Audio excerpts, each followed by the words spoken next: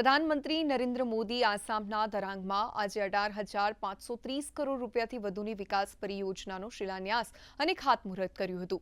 આ સુવિધાઓમાં માળખાકીય સુવિધાઓ અને ઔદ્યોગિક સુવિધાઓની સમાવેશ થાય છે. પ્રધાનમંત્રી નરેન્દ્ર મોદીએ આસામને આપેલી ભેટમાં દરાંગ મેડિકલ કોલેજ અને હોસ્પિટલ, બીએસસી નર્સિંગ કોલેજનો સમાવેશ થાય છે. ઉપરાંત PM Modi Guwahati ring road પરિયોજનાનો શિલાન્યાસ પણ કર્યો હતો, જેનાથી કનેક્ટિવિટીને વેગ મળશે. સાથે જ પ્રધાનમંત્રી નરેન્દ્ર મોદીએ બ્રહ્મપુત્ર નદી પર નિર્માણ પામનાર પુલનું પણ ખાતમુહૂર્ત કર્યું હતું. આનાથી પ્રદેશમાં સામાજિક આર્થિક વિકાસને વેગ મળશે.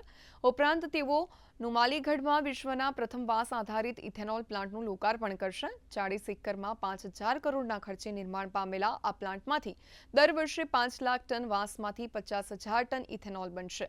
આ અગાઉ ગતરોજ પ્રધાનમંત્રી નરેન્દ્ર મોદી ગુવાહાટીમાં ડોક્ટર ભૂપેન હજારિકાના જન્મ શતવાર્ષિકી સમારોહમાં પણ ઉપસ્થિત રહ્યા હતા.